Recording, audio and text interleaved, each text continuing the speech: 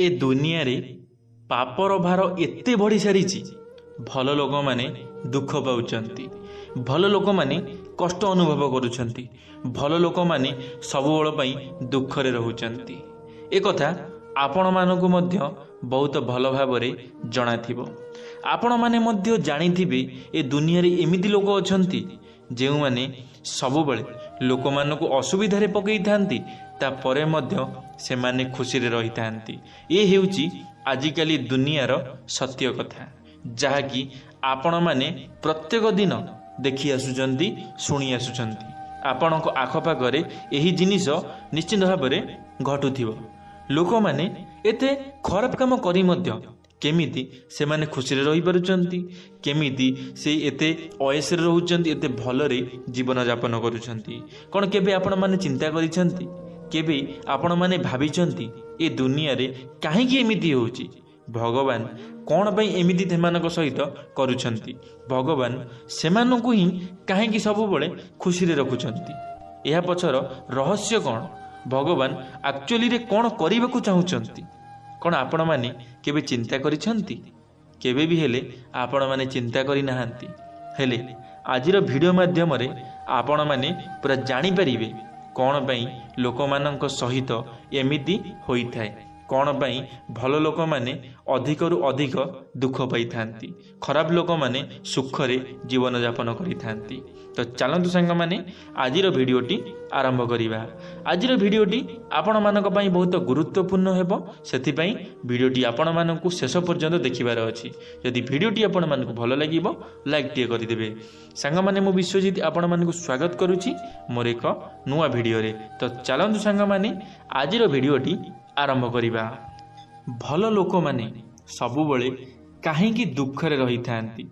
हाँ सांग माने भल लोक माने सबुबले दुख कष्ट रे कौन पई रही थांती?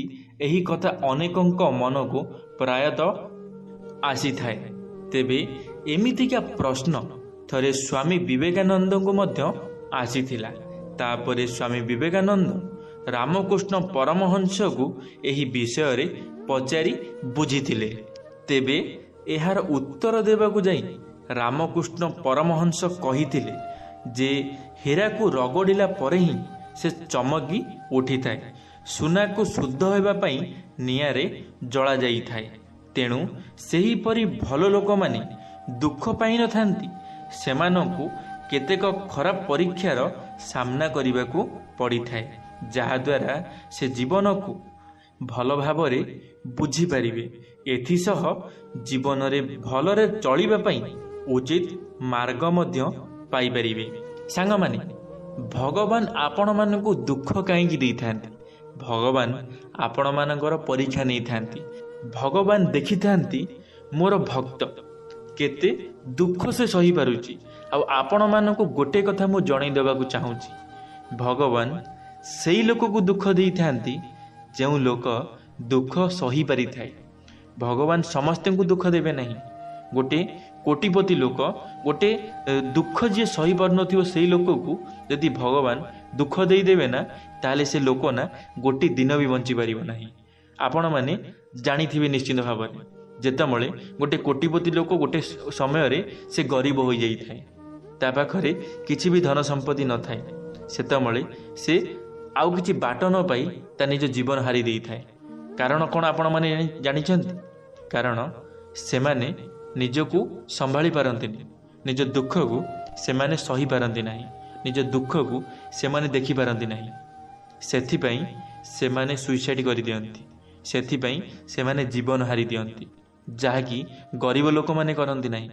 गरीब लोक माने से तांको जन्मरु दुख कौन देखि आसीचंती, से तांको जन्मरु दुख कौन सही आसीचंती, दुख रे जीवन यापन करि आसीचंती। सेथि पई गरीब लोक केबे बेले सुइसाइड करि न थाए। गरीब लोक केबे मरिला भली माने सुइसाइड कला भली छोट काम करि न थाए। आपण मानकु निश्चित भाव में जणा थिबो, कारण गरीब लोक पाखरे सेतिकी शक्ति थाए सहीबार, जहाँकि धनी लोक पाखरे न थाए। कारण से केबे गरीबी कौन से बुझी न थाए, गरीबी कौन से जानी न थाए। सेथि पई से जेतले हठात गरीब हो जाई थाए सेतमळे से ता निजको संभाली पारि न थाए, से सुइसाइड करि दै थाए बा मरी जाई थाए। किंतु गोटे गरीब लोक जिते दुख कष्ट आसु से सही जाए कारण भगवान ताकू ही से शक्ति देइछंती सहीबार शक्ति गोटे गरीब को ही भगवान सहीबार शक्ति देइछंती सेथिपाई गोटे गरीब ही सबकिछि सही ता जीवनटा को बंचेकी रखिଥାଏ हेले भगवान सबुबले ही भल लोकंक उपरे निजर कृपा दृष्टि पकाई रखिथांती।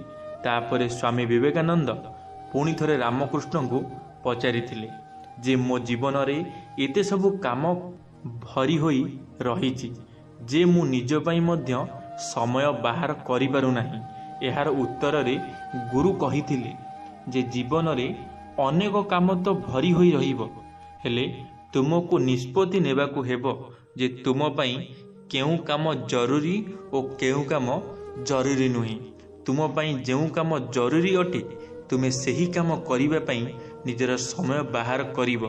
पुणी थरे स्वामी विवेकानंद तांको गुरु को पचारि जे ए जीवन एते जटिल कौन पई अटे तेबे एहार मध्य गुरु उत्तर देबाकू जाई कहिथिले जीवन रे कौन भल कौन खराब ताको विश्लेषण करिबा बंद करि दियो कारण यह अधिक भाविबा द्वारा जीवन बहुत जटिल हो जाई थाए।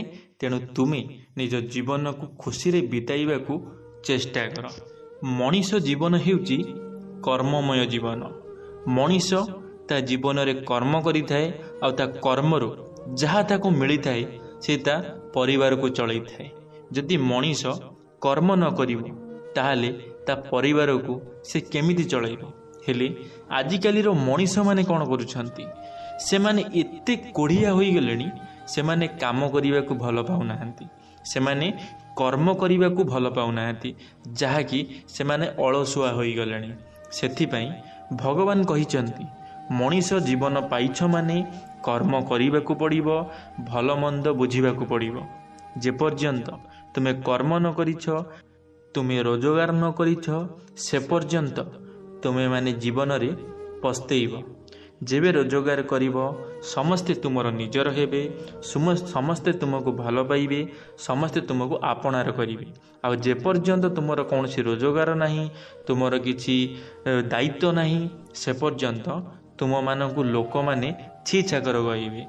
चाहे तुमर निजर कई घरर लोक हुंतु कि तुम सांगसाथी हुंतु समस्ते तुमको खराब कहिबे।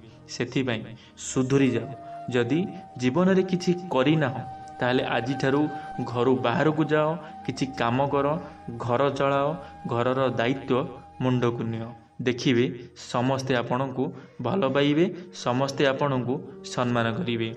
धन्यवाद सांग माने वीडियोटी शेष पर्यंत देखिथिबारु आपण मानकु अशेष अशेष धन्यवाद।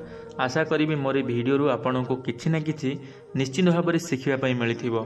जदि किछि शिखिबा पई मिलिछि ताले लाइक टे करिवे सांग मानक मध्य शेयर निश्चित भाव में करिवे। कमेंट बॉक्स रे आपण मानकर मतामत रखिवे।